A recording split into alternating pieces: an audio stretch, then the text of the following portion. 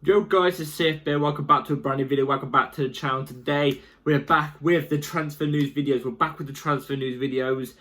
There's been quite a lot of big developments for the last few days. I would have got a video out yesterday, but there wasn't that much concrete decent news that has come out. But since then there has been some decent developments and stuff that we already know. Majority of stuff that we already know, but something else has popped up recently as well, which obviously you've seen in the title probably. So yeah, before we get into that, please like, subscribe, hit the bell notification to notified every time I load a video. Also, first link in the description is my streaming channel. It's my streaming channel, so go check that out. It would be very much appreciated as I'm trying to get comfortable. And yeah, let's jump straight into it because we've got a lot of news to talk about and a lot of serious news as well. So without further ado, let's jump into the straight one. Let's jump into this first one, which is big actually. I'm trying to think about which order to do it in actually. So yeah, I'm going to use this bit first. So take this one with a pinch of salt, but this came out about 2 days ago. So Chelsea is the chosen club for Victor Osimhen, by a source that I know of, and he's reliable to do with Belgium news. He actually broke the Lavia news first out of everybody. Lavia to Chelsea, he broke it. He said it's all done. Then a couple of weeks later, obviously Fabrizio came up with here we go and shit like that. So he's reliable in that sense, but I don't know if he's reliable if it comes to like Serie A.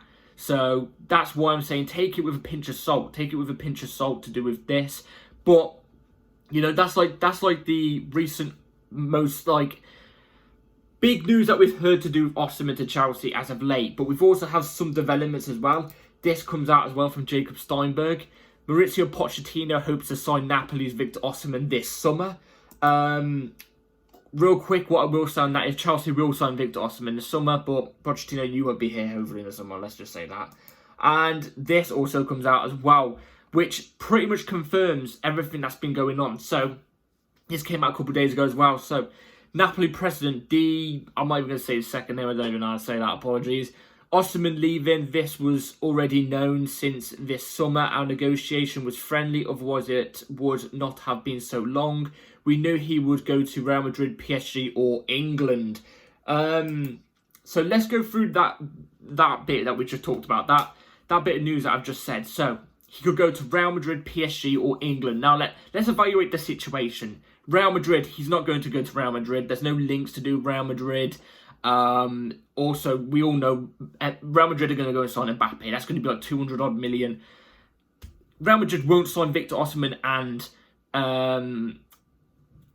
Mbappe in the same season. They just won't. Do you know what I mean? They're not going to splash £305 million. Do you know what I mean? Because Osimhen will be 105 million. They're going to look for the release clause, Napoli. So Real Madrid can count out. You can count out that. PSG, I'm guessing there's an option there to do PSG. Osimhen's already been in France though. For me, with Osimhen, I see a determined individual. I see someone who wants to do the best at the best. PSG is not the best. You win the league every single year in PSG, pretty much, you know, in France. It's not a really big competitive league, let's be real here. I don't think he's going to move to PSG, but I reckon PSG might be there, but at the moment there's no links. Now let's go through England. Now in England, United could sign him, but they've recently signed a striker. They're looking at other strikers. There's no links between United and Osimhen as well. So, in my opinion, I don't think that's going to happen. Arsenal will not sign Osimhen. I can say this and sit here right now. Arsenal do not have the funds to sign Osimhen. They're not going to splash 105 million on Osimhen. You just know that. And do the wages as well. They're looking at Ivan Toney as well. From what I heard, Ivan Toney's their first option. So count Osimhen out. Tottenham, he definitely won't. And he definitely won't go to Tottenham as well. I'm telling you that. The guy's a Chelsea fan. And City already have Haaland. Why would City go after the Osimhen when they've already got Haaland? And Liverpool, they don't have the funds. Jurgen Klopp's not even going to be there next season. That's already confirmed. So will Osimhen see the determination to go to Liverpool when it's not going to be the exact same Liverpool? Like I said, there's no links between Liverpool and Osimhen as well. That won't happen, especially with the funds. We know Liverpool don't spend big. Chelsea is the only one. Why am I so certain he's going to come to Chelsea? Why am I so certain? Because Chelsea, Osimhen links are going crazy. It's going crazy. Everybody knows Osimhen to Chelsea. It's like the worst kept secret. He's going to come to Chelsea. It's the worst kept secret in football right now. It's going to happen. Didier Drogba, Obi Mikel, Osimhen's two biggest idols, talking to Osimhen about coming to Chelsea. If you've seen AFCON as well, after every game, Drogba is sitting there talking to Osimhen every single game. They're both having a laugh. You're telling me Drogba hasn't whispered in his ear, come to Chelsea, be my successor. You're a joker if you think not. You're an absolute joker. It's his biggest idol. Why would he not listen to him? And, he's a Chelsea fan at the end of the day. He's going to accept Chelsea. Like I said, the Belgium guy, that source that I read out first, that Osimhen has chosen Chelsea. Like I said, take it with a pinch of salt, but I fully believe that he has already chosen Chelsea. Even if that guy's not telling the truth, he has chosen Chelsea. It's going to happen. I promise you that. So yeah, that's the recent little bit with Osimhen. There's nothing concrete still going yet, which there won't be anyway. When it will be concrete, I reckon will be just after this window, because we can't sign him during this window. So let's hope we get him on a pre-agreement. Chelsea, get in for it. Get in for it, because we need this. So yeah, let's move on to that Aston Villa striker that we was linked with. What's going to happen with the Aston Villa striker? Is he coming to Chelsea? Is he not? Well, we've had an update from Fabrizio Romano. So Chelsea and Durant is quiet. No intention to proceed for an injured player. No bid, no negotiation, not advancing. Basically saying that this deal is pretty much dead. It's pretty much dead now, which thank God, because no offence to the guy, he's not what we need. Chelsea need a killer. Chelsea need a stone cold killer, a top world class striker who is there to bag in the net. And like I've just been saying about Osimhen, Osimhen is that guy. He is going to be up there with Haaland, is in the top 2 best strikers for the next decade. You can bet your bottom dollar on that. And with Osimhen, what I love about Osimhen, if you've been watching him in AFCON as well, he's not just... Don't get me wrong, he is a goal scorer. He's a beast of a goal scorer. But for AFCON, for Nigeria, he's more than that. He's more than that. He can hold up the play. He's a fighter. He's a warrior. This is a weird comparison, but he's like Conor Gallagher in a sense. And not like that. Do not take it in that way. But in terms of his stamina. He will run yards and yards and yards and not be tired after the match. He could play a full 90 and not be tired after the match. He's willing to do his all for the club, for the team he's playing for. He's brilliant. His press whenever he loses the ball, brilliant. His fighting spirit. And like I said, he's a killer in front of goal. You give him the chance, he's a killer. And there's one thing I've not seen about Osimhen. One thing that I love about Osimhen. He reminds me of Drogba in the sense of he can bully a back 4 or a back 5. Drogba was one of the first strikers. Around his time, Drogba was one of the first strikers. And he set up the whole one striker thing. Because back then, people were playing 2 strikers and stuff like that up front. It was like a 4-4-2 or a 4-1-2-1-2. Do you know what I mean? It was always 2 front.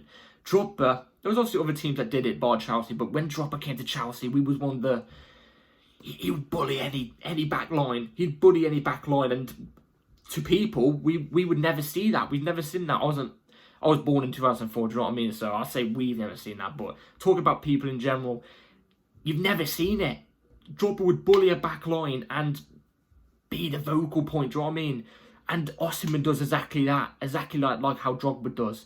So yeah, Durant is not that type of guy for me. He really isn't. He's not world class as well. Another reason why Chelsea have to go for Osimhen. But I'm glad that Durant links have quieted down, because it was not what I would definitely want. It was definitely not what I wanted. So yeah, and now let's move on to Karim Benzema. Is there any more updates to do with Karim Benzema? Will he potentially be joining us on loan? Well, here is the latest from David Ornstein. Karim Benzema is not joining Chelsea. Chelsea plan to avoid costly moves for older players and instead prioritising emerging elite talents like Palmer and Gusto. 2 things to talk about in there. Karim Benzema. Now, I'm glad Chelsea aren't going for Benzema, because I don't think it would work. I just don't think it would work. I don't see him being in a Chelsea shirt and working. I see it exactly going how the Higuain loan went. The exact same way. He scored like 7 or 8 goals against like not very big teams, but he wouldn't have that much impact on the team. Do you know what I mean? And also the wages would be astronomical. Benzema, we already know, is on 3 million a year. No, it's even more than that, something like 3 million a week at in Saudi. So we know the wages just wouldn't work here. But not just that, I just don't think it would work. That's the main thing. I just don't think it would work. But the main thing in this text that I don't like is Chelsea want to prioritise with emerging elite talent.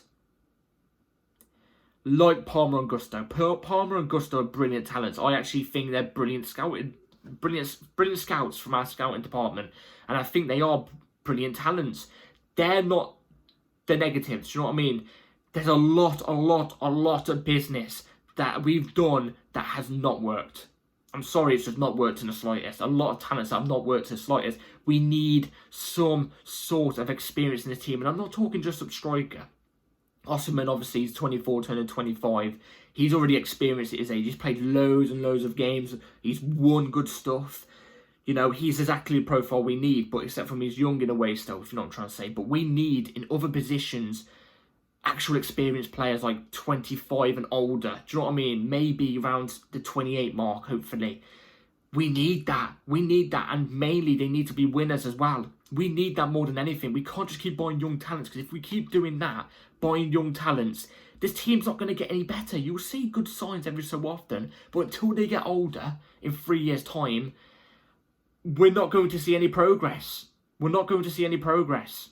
So, we need experience. That's for another video, that is. That's for another video that I've got prepared soon. But we need experience more than anything, actually. So, you know, there's that. And, yeah, let's get into the latest. Well, I say the latest. This isn't the latest. This is a brand new development, actually. For a player that we was moving for in the summer. We was moving for this player in the summer, but it didn't end up going right because he ended up signing a contract with Crystal Palace. Now, you know how this is going. Well, there's been certain links here. So let's start off with this from Simon Phillips. Actually, no. Should I start with this in Simon Phillips? Yeah, let's do this from Simon Phillips. Joe Shields is driving a move for Michael Olise in summer 2024. Now, here's the next bit of text as well. To do with if you're wondering if he would be open to the move. Well, this comes out today as well. Michael Olise completely open to joining Chelsea. His brother plays here. Blues put a lot of groundwork in on this already. Other clubs keen, but no decision even close from him and his reps yet. Chelsea all in for Olise. So, haven't got the text here, but United are also after him, and apparently Olise is a United fan, so that might be a bit of a block in the road. That might be a bit of a block in the road. But like Simon Phillips said, we have put in a lot of groundwork for Olise already. We know this. We was literally about to sign him in the summer until all of a sudden, after it advancing and being apparently imminent, he goes and signs a contract for Crystal Palace where they take a photo of him. He looks like he's being held hostage. Looks like they've got a gun behind him on the camera, you know what I'm trying to say. But, yeah, we've done a lot of groundwork, but I've got to be honest. I don't know if we need Olise. It sounds crazy I'm saying this, and I would take him, don't get me wrong. If it's there and we're about to sign him, I'm not complaining, but I'm happy with Madueke off the right, and who else plays off the right? Palmer. I'm happy with Madueke and Palmer. I really am, and I think Madueke has the potential to be a very, very good player, and I think he is a really good player. Both Olise and Madueke offer different things, though. They offer different things, but they're playing the exact same position. I think Olise is more creative, and I think Madueke, going forward, beating a man, and, you know, goal scoring wise, I think is better than Olise, though. So, I don't know. They both offer different things, but if it comes to it, I would take him, but it depends at the right price, because if it's anything more than 50 million, I don't think I want to spend 50 million on Olise. But I'm not spending the money on. But I think we've got other priorities. And Olise, I wouldn't say he's inexperienced, and I wouldn't say he's experienced either. I think he's in the middle ground of that, because he's played quite a lot of games in the Premier League. He's got Prem experience as well. I don't know with Olise on this one yet. I don't know. We'll have to see how it moves. Like I said, United are keen on him. And he's a United fan. So, we'll have to see how things move. Let's just say this. I won't be disappointed if we don't get Olise. I won't be disappointed. But, because I'm quite happy with Madueke and Palmer. I'm happy with Madueke and Palmer. I think they've both got great chemistry, especially together. I don't think we need to move both on. I think, especially Madueke this season, I think he's actually been one of our best performing wingers. And it might sound crazy I'm going to say this, I think he's been a better performing winger, if you talk about performances, than what Modric's been. So, yeah, there's that. And now let's move on to the last bit of news chat. Oh my god, that's streaming, that is. I always say chat on stream. Let's move on to the last bit of news, guys, which is to do with Mauricio Pochettino. What's his position right now? What's his position with the board? How are the board feeling with Pochettino? Well, we have an update here from Matt Law. So, some of you ain't going to like this. I don't like this. This just says everything, doesn't it? So, Mauricio Pochettino is currently in no danger of losing his Chelsea job, but failure to qualify for Europe could put him put him under pressure when his progress is reviewed at the end of the season. So he's in no danger whatsoever. And do you know what? I expected this. I said this. I expected this. Why would he be in immediate danger when, you know, the only loss we've recently had is obviously Middlesbrough. We're on a good win streak at home. It's like 8 or 9 or something like that at home that we've won. No, we've been unbeaten in. You know, we've won a good couple games as well. Why would he be in pressure? Why would he be in pressure? I think the ownership need to look at the football, in my opinion. Look at the football we're playing with the quality that we have and view it and go, look, is this sustainable for the future? That's what I think they should be looking at. Well, the part in this text, in this thing that Matt Law said is, they will, if he doesn't get Europe, his job will be viewed at the end of the season.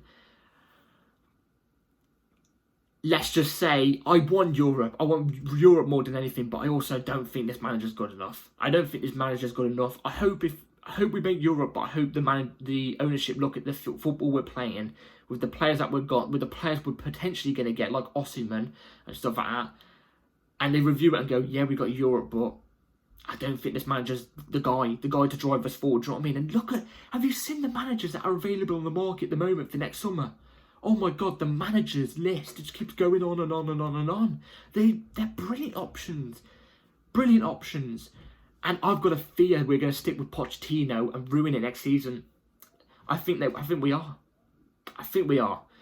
So, it's annoying that his job is not under threat at the moment. But, hey, we'll have to see how it goes at the end of the season.